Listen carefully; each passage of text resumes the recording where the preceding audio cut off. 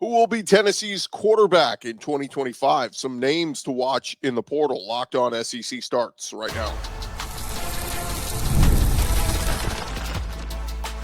You are Locked On SEC, your daily podcast on the Southeastern Conference.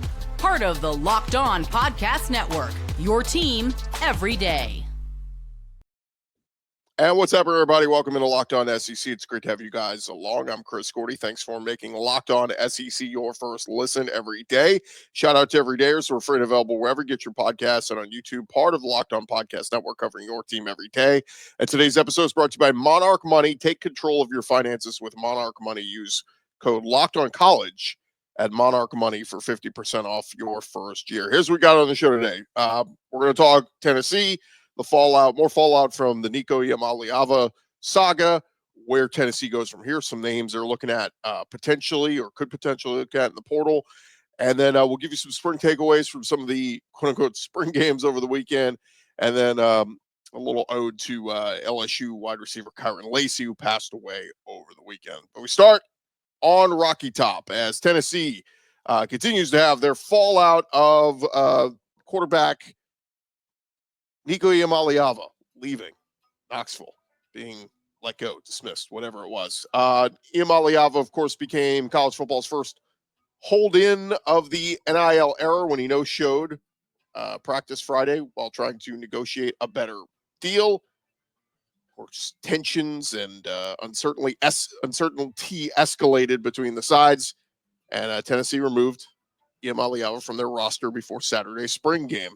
Josh Heupel saying it's the state of college football. At the end of the day, no one is bigger than the program, and that includes me too.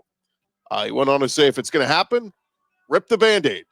We've got an opportunity. We've got a bunch of guys who are going to give their all for Tennessee. We move forward, got a great group.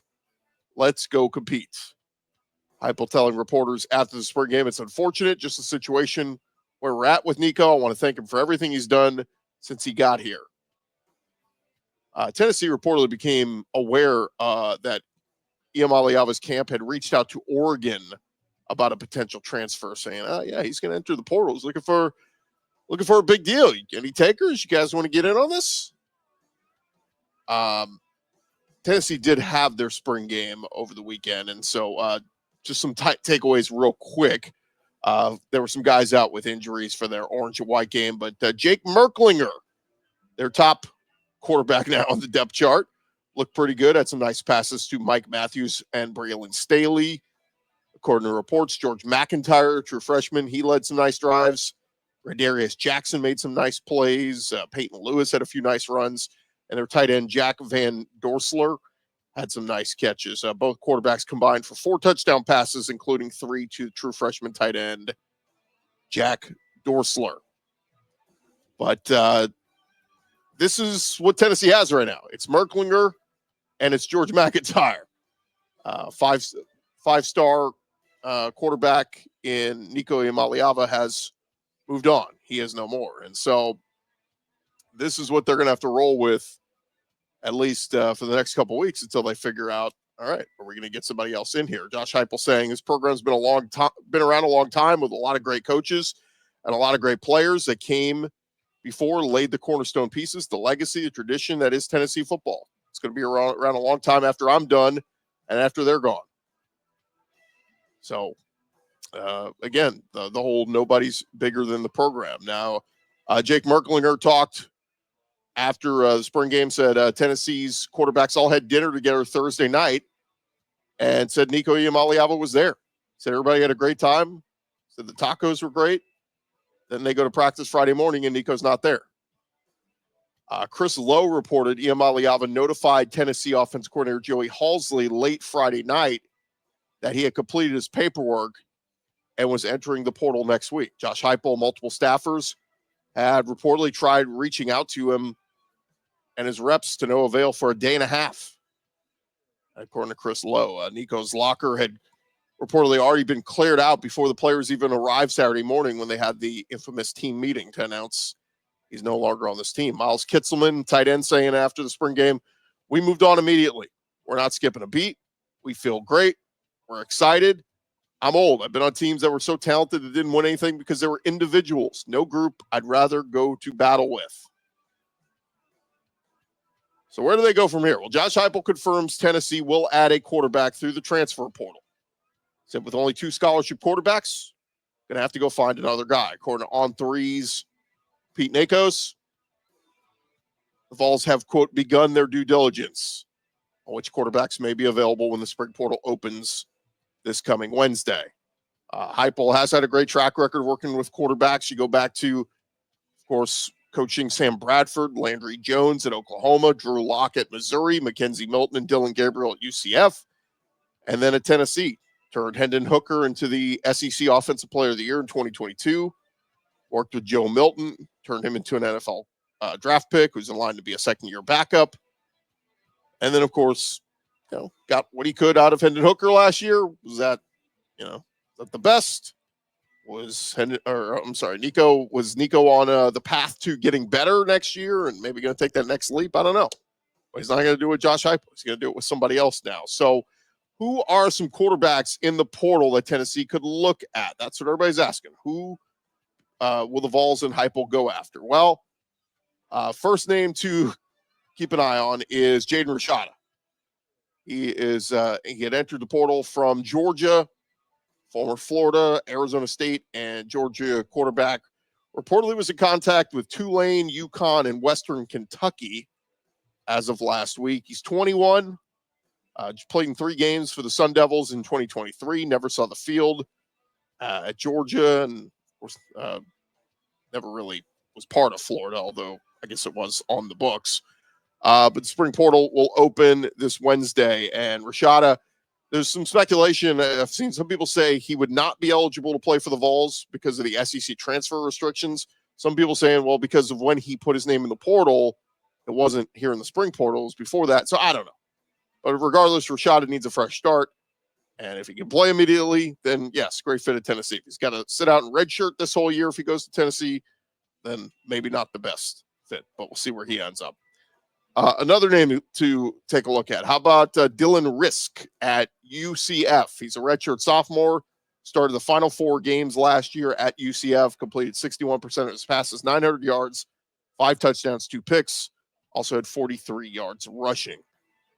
Again, not saying these guys are definitely going to end up at Tennessee. These are some names of guys in the portal. Florida State quarterback Trevor Jackson also will enter the portal this coming week. That news coming out from 24/7 Sports. Jackson initially joined Florida State as a 4-star prospect in the class of 2024. Arrived at FSU as the number 26 quarterback in the country in the class of 2024. So see where Trevor Jackson ends up. Iowa quarterback Brendan Sullivan just entered the portal. He transferred in from Northwestern last year, appeared in 10 games for Iowa, started 3 of them, completed 71% of his passes, 475 yards, 3 touchdowns, 3 picks, also rushed for 150 yards and 4 rushing touchdowns. Now, if you really want to get deep in the woods, Tennessee message boards are already throwing out some names, because here's what has started on the internet. People are going, there's going to be some surprise names. There's a surprise name. A surprise name out there is going to pick Tennessee. And so people are running with the surprise name. And one of the names they threw out there, Arizona State quarterback Sam Leavitt, Georgia Tech quarterback Haynes King, and Kansas State quarterback Avery Johnson. Now, of course, we saw what a tough SOB Haynes King could be when when Georgia Tech played Georgia in that multiple overtime game at the end of the year. Kid is gutty. He's a leader. Is he better staying put where he is at Georgia Tech, or could he get even more out of his game to go to a Tennessee? Avery Johnson, very talented. Won a lot of games at Kansas State. Looked very good. And then Sam Leavitt at Arizona State. Could he benefit from being coached by a Josh Heupel? Again, those are the message board names. I'm not saying any of those guys are entering the portal, even considering entering the portal, but I think it's worth talking. One, Tennessee is going to get you an NIL deal. Now, is it, more in the $1 to $2 million range as opposed to the $4 million? Probably. But if you can get an NIL deal and be coached by Josh Heupel, mention that track record of guys he's coached, Maybe some of those guys would consider it. Last thing we'll say here on Tennessee, Brad Crawford tweeting out that he said, Tennessee was not in my preseason playoff projection, but they certainly will not be in our post-spring update. The Vols let their best returning player walk. Not sure there's a way this will be salvaged for the 2025 season. I've seen some Tennessee fans going at Brad Crawford saying, if you think that Nico was our best player, then you need to go back and look at the roster. And this is the tough part about it, because nobody's trying to, or at least non-Tennessee fans, we're not trying to criticize Nico Iamaleava. But the numbers were just pretty good last year. We mentioned this in Saturday show that we did. They were pretty good. They weren't eye-popping. They weren't, oh my God, that guy's incredible. And pay attention to some of the lists that came out. A lot of these, we talked about last week, Andy Staples, and a lot of these national guys putting out their top 10 quarterbacks for 2025. Nico wasn't on a lot of those lists. So, again, it's, can Tennessee survive? Is Tennessee going to be okay without Nico Iamaleava? They can be, but they got to figure out their quarterback situation. And so I expect we're going to start to hear some names thrown around here in the next couple of days and start to get a clearer picture on who will come and join this Tennessee team and lead them to, what expects to be a 10-win plus team next year, just based on the schedule and based on the talent they have on the rest of the roster around whoever that quarterback's going to be. All right. There were some spring games practices over the weekend around the rest of the SEC. We will recap some of those for you coming up next here on Locked On SEC. But first, I want to remind you guys, if you've ever checked your bank account and wondered, where did all my money go between dining out, online shopping, and entertainment, it is easy to lose track. And that's where Monarch Money comes in, your personal CFO, giving you full visibility and control over your finances. Monarch Money isn't just a budgeting app. It's a complete financial command center. You can track all your accounts, investments, and spending in one place. So you stop just managing your money and you start building wealth. And when you start using Monarch, you realize just how much money you're spending on things like food delivery and some of those streaming services. It'll make you want to budget smarter and save more. And instead of juggling multiple apps, you can use Monarch to check your finances, track spending, and even plan long-term goals. Go take control of your finances today with Monarch Money. Use our code LOCKEDONCollege at monarchmoney.com. That'll get you 50% off your first year. That's Monarch, MONARCH, money.com. Use the code LOCKEDONCollege, altogether one word, for half off your first year. That's monarchmoney.com.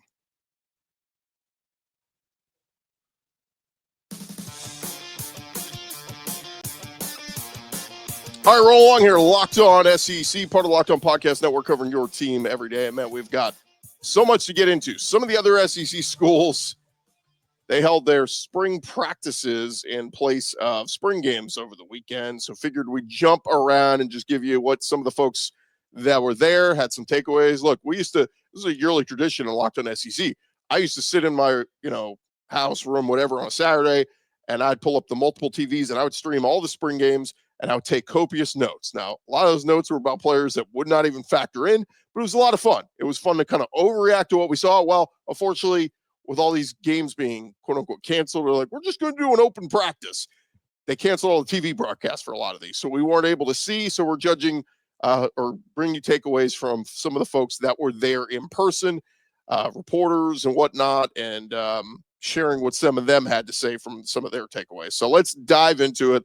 Let's start with the Alabama Crimson Tide. Alabama held their annual A-Day game on Saturday afternoon in Tuscaloosa. Of course, the format changed, scrapping the old crimson versus white scrimmage in favor of a more traditional practice. And of course, the change was evident. Alabama's fan attendance was way lower than it typically is for A-Day. Alabama did decline to release official attendance numbers, but if you just look at some of the photos, you could see the difference. I mean, heck, last year they had 72,000 fans there. They did not have that this year. But all eyes on the quarterback. Ty Simpson got the majority of the first team reps on Saturday. He's the longest tenured member of that quarterback room, and he looks solid. According to multiple reports, he was the lone quarterback at Alabama not to throw an interception during the practice.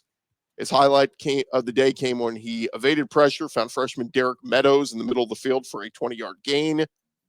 Austin Mack, he mixed in with the top group at times, but mostly ran the second team. He had a couple of nice throws throughout the practice, according to reports.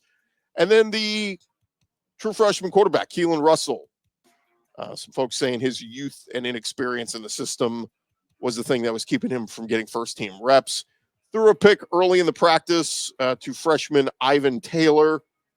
Russell also fumbled on a handoff and missed several other passes. He did drop a pass in the bucket to Rico Scott down the field. But talking to folks who were there, they said, look, you can clearly see the potential there for Keelon Russell, but if he's going to see the field this year, he's got to continue to take large steps throughout the summer into fall camp. Now, some other Alabama standouts, they have a receiver named Latsier Brooks. Folks saying he can create some separation and didn't seem to be phased with DBs in his face. Dijon Lee, the cornerback, freshman corner, he ran with the first group on defense opposite Xavier Brown. Now, Damani Jackson is out for the spring with an injury, so Dijon Lee taking advantage of that. Ivan Taylor, son of Ike Taylor, looked pretty good. Like we said, had that pick on Keelon Russell. And then Ryan Williams didn't do anything out there, the freshman, or heading into sophomore season, wide receiver. But AL.com reported that over 200 people were in line to get Ryan Williams' autograph, the longest autograph line of any Crimson Tide member. So it makes sense. Ryan Williams coming off an incredible freshman year. Let's see what he does in his sophomore campaign. Over at Auburn, they had their 8A spring open practice and a lot of eyes on their quarterback. Now, Jackson Arnold did not partake in practice. Q3 saying he was a little banged up, so played it safe with him. And so Deuce Knight, the big-time five-star quarterback, got plenty of reps during their spring practice, impressed coaches throughout the spring, and like I said, got some extended playing time in the 8A open practice. Did have a couple interceptions on Friday. Hugh Freeze described them as out of character, but he said he was happy with Deuce Knight's overall performance. How about at wide receiver, Perry Thompson? Big part of that wide receiver class last year with Cam Coleman and Malcolm Simmons. Well, Thompson was one of the better players on the field during the 8A open practice. People saying that looks like he could take on a bigger role in that receiver room next season. This freshman wide receiver named Sam Turner. Folks said he looked physically mature, made a number of nice plays across various practices. And then safety Anquan Fagans was one of the blue chip recruits in this recruiting class. Stood out during the 8A practice, grabbing one of the many interceptions he has caught this spring. A few other notes on Auburn. Their cornerback, Devin Williams, reportedly suffered a season-ending knee injury, so he is likely to miss the 2025 season. And then also Auburn safety Terrence Love announced he will enter the portal. Over at Florida, they held their orange and blue game on Saturday, and DJ Lagway, of course, been limited with a shoulder injury. Billy Napier did tell reporters that Lagway will be 100% at the start of OTAs and will start throwing in a couple of weeks. That's good news for Florida fans. But with DJ Lagway sidelined, we got to see the backup quarterbacks. Harrison Bailey, of course, grad transfer who played at Tennessee and Louisville. But it was freshman receiver Dallas Wilson really shining, putting on a show. The Tampa native caught 10 passes for 195 yards and 2 touchdowns. He was Florida's biggest flip of this past recruiting class. Initially committed to Oregon, but changed his mind and decided to stay in state. And Billy Napier said Wilson looked like the five-star prospect that they recruited. They took advantage of matchups due to his big physical nature. Billy Napier calling this Florida receiving corps the deepest since he arrived in 2022. But Harrison Bailey and Aiden Warner having nice days. Harrison Bailey threw for 363 yards and 3 scores. Aiden Warner threw for 157 and 2 touchdowns, both in the first half. The running backs look good. Jacoby Jackson, Jaden Baugh. So Florida, they got talent everywhere, man. If DJ Lagway can get himself healthy here for the start of the season, Florida's going to be really, really good. By the way, wide receiver Trey Wilson was dressed out, but in a non-contact jersey, as he had been throughout spring camp. Over at LSU, a couple of injury notes there. D lineman Sadir Mitchell did not go through their spring event. Running back Caden Durham was also not practicing in a walking boot, but Brian Kelly saying nothing to be worried about. Wide receiver Destin Hill also didn't participate with an ankle injury. It was a rough day for Garrett Nussmeier, not his sharpest day, according to folks who were at LSU's spring event. The edge group of Jack Pyburn, Gabe Relaford, Jamari Butler, and Patrick Payton all won the day, according to those reports. Offensively, a freshman running back Harlem Berry looked very impressive. Had a 22-yard run at one point. Berry and Brown, the Kentucky wide receiver transfer, caught a few touchdown passes in their 7-on-7 drills. And I was told, keep it on the return game with Aaron Anderson, Xavier Thomas, and Berry and Brown. 3 dynamic returners for LSU this year. One other note, Brian Kelly did say he would be open to LSU scrimmaging and holding joint practices with another Louisiana school in the future in the spring. So that would be interesting. Over at Oklahoma, they wrapped their spring practice with what they called the Crimson Combine. They did not hold their traditional spring game. But one note we got out of their spring event, wide receiver Giovanni Gibson reportedly suffered a serious leg injury during one of Oklahoma's final spring practices last week. On Saturday, Brent Venables confirmed the injury and said Gibson had already undergone surgery. They think it is possible he will be back in time for the start of the 2025 season. Of course, he spent last year at Arkansas Pine Bluff, transferred into Oklahoma this offseason.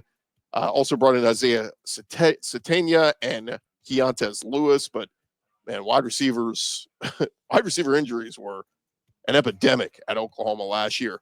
As for the spring game, quarterback John Mateer looked very good. Of course, the Washington State incoming transfer played a long pass to Deion Burks, then found running back Xavier Robinson in the end zone for a touchdown. And on the second team, Michael Hawkins, they said looked good. Threw a touchdown pass to tight end Carson Kent. So some takeaways there from Oklahoma. And lastly, over at Georgia, their G-Day spring game, the red team beat the black team 34-17. Saturday's atmosphere not as strong as years past, right? Far cry from the normal spring games. Normally where they have 90,000, it was just 35,000 in Athens on Saturday. But the main attraction were the quarterbacks, Gunnar Stockton and Ryan Puglisi. And corner reports both had some highs, some lows. Each had a touchdown pass while also throwing interceptions. Stockton is ahead in the competition, took all the reps with the first team, but they're saying it is far from decided based on what came out of Saturday. Stockton was 17 of 34, 309 yards, 2 touchdowns. And Puglisi finished 23 of 49 for 224 yards and a touchdown. But the big takeaway that folks noticed, how about Zachariah Branch? Stockton threaded a 36-yard pass to him to convert a 4th down. And the USC transfer is going to be a big-time playmaker at wide receiver for Georgia this year. Running back Nate Frazier had some nice carries, and Dylan Bell was their leading receiver on the day, picking up where he left off. First team offense, he had 5 catches for 78 yards. On defense, freshman corner Dominic Kelly made some plays, picking off Ryan Puglisi. So there you have it. Look, it's not your traditional spring game, so I don't know if there's a ton you can take away from, but just wanted to pass along to you what some of the takeaways were from the spring scrimmages, practice, open practice, autograph session, whatever you want to call it. All right, still more to come here on Locked On SEC, part of the Locked On Podcast Network, covering your team every day. And I want to remind you guys about Supply House. You can get the supplies you need from the site made for the skilled trades, and that is Supply House. Whether you're in plumbing, HVAC, or electrical work, Supply House is the reliable way to order products online. They're easy-to-use websites packed with helpful resources and latest product information that help you get the job done right. Plus, with a complete inventory of over 200,000 parts from over 400 top brands, you're going to find exactly what you need delivered fast from coast to coast. If you need help with an order, Supply House offers expert support and industry-leading service, so you'll always talk to a real person. And for trade pros looking for an extra edge, their free Trade Master program offers exclusive perks like a dedicated phone line, free shipping, and discounts on every order. Thousands of skilled professionals are already taking advantage. Now it's your turn. Join the Trade Master program today at supplyhouse.com/TM and start ordering plumbing, HVAC, and electrical supplies with just a few clicks, and use promo code SH5 to get 5% off your first order. That is supplyhouse.com.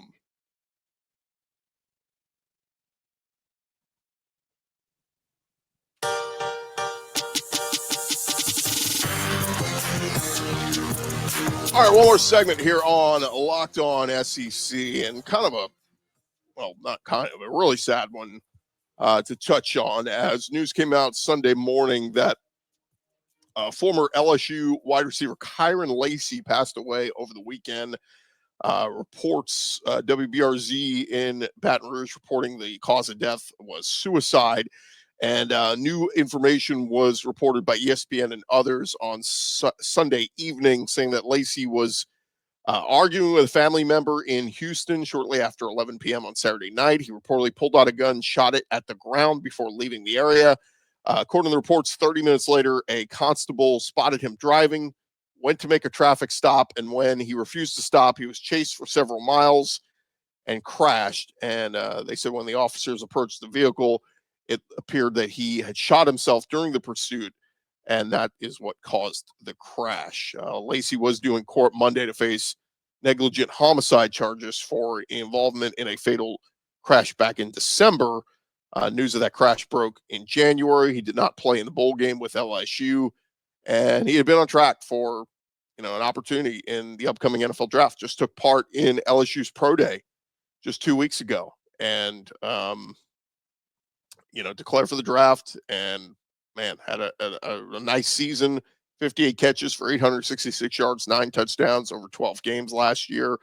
LSU released a statement saying, "We're saddened to learn of the tragic passing of Kairen Lacy. Our thoughts and prayers are with his family and loved ones, as well as his former coaches and teammates impacted by his passing." Like we said, he declared for the NFL draft, and just absolutely tragic news for a guy who was one of the best players in the SEC last year. He finished 10th in the conference in receiving yards last year. He was tied for first in the SEC in touchdown catches, ended up finished tied with Matthew Golden of Texas and Jordan Watkins of Ole Miss. And really just a heartbreaking video folks were circulating on social media. It was from last year's draft, the 2024 NFL draft, when he video chatted with his former teammates, Jaden Daniels and Malik Neighbors, who had both been drafted in the first round last year. And in the video, both of them are telling Lacy, "Hey, your time's coming next year. You're going to be a high draft pick," and that sort of thing. And just, man, absolutely brutal. I mean, look, people try to connect the dots on, okay, so he was on trial for this, traffic incident where a guy ended up, dead. And so, was he going to be responsible for this? And, is this going to ruin his draft stock, whatever? But ultimately, just to say it bluntly, I mean, awful story. And, folks connecting the dots to mental health, saying, if you need help, get help. If you need to talk to somebody, because just absolutely tragic end to a kid's story that was just beginning. And again, whatever was going to happen with the legal suit and all that, he was going to have his day in court. But man, just awful, tragic passing there of Kairen Lacy. And like we said, a guy who was a star in the SEC just a year ago and made a name for himself, and now life too short. All right, before we wrap up here, guys, make a quick transition here. Just found this story pretty interesting. Reese Davis is going to be staying put at ESPN after being recruited by Fox Sports. Media insider Andrew Marchand of The Athletic reported Sunday Reese Davis was heavily pursued by Fox Sports to jump ship. Fox Sports wanted to bring over Reese Davis to replace Rob Stone as the host of Big Noon Kickoff, their pregame show that competes with ESPN's College Game Day. And Fox reportedly made an all-out effort to try to steal Reese Davis, but the Game Day host decided to stay with ESPN. Reese Davis is 59 years old. He gave ESPN, quote, a slight hometown discount to remain with the worldwide leader. The Athletic did not report the exact terms of his new contract at ESPN, but states it is a 7-year deal for tens of millions of dollars. Davis is guaranteed to lead hosting duties throughout the remainder of the college football playoff deal, which runs through 2031/32. And he's been with ESPN over 20 plus years. Of course, was doing College Game Day on the basketball side since 2005. And back in 2015, when Chris Fowler retired from the football side of Game Day, Reese Davis took that over. So he does two versions of College Game Day, and he's on your TV year round doing College Game Day during football season and then doing College Game Day throughout basketball season. So another one of the hardest working guys in the business. Look, full disclosure, we've had him on, a couple times throughout the football seasons at, catching up with him at media availabilities, outside game day, and just one of the nicest guys out there, and tells it like it is, gives you his opinion on stuff, and really appreciate Reese Davis. So the good news is he's sticking around on ESPN. Man, just goes to show you, Fox, though, they went after Chris Bear-Felica. They pulled him away last year, and ESPN just turned the page. They said, all right, Stanford Steve, you're in. You're our, betting guy. And so they pulled Reese Davis out. I don't know what direction they would have went to replace the main host spot on game day, but looks like ESPN stepped up to the plate, did what they needed to do to keep Reese in that chair. All right, thank you guys for making Locked On SEC your first listen every day. For your second listen, you can check out the Locked On NFL Draft Show with Damian Parson and Keith Sanchez. As your favorite collegiate players get ready for the next level, get the latest draft rankings, rumors, and news every day. You can find Locked On NFL Draft on YouTube or wherever you listen to your podcast. I'm Chris Gordy. This has been Locked On SEC. Come on back tomorrow, as well. Plenty more spring takeaways and football tidbits and whatnot right here on Locked On SEC.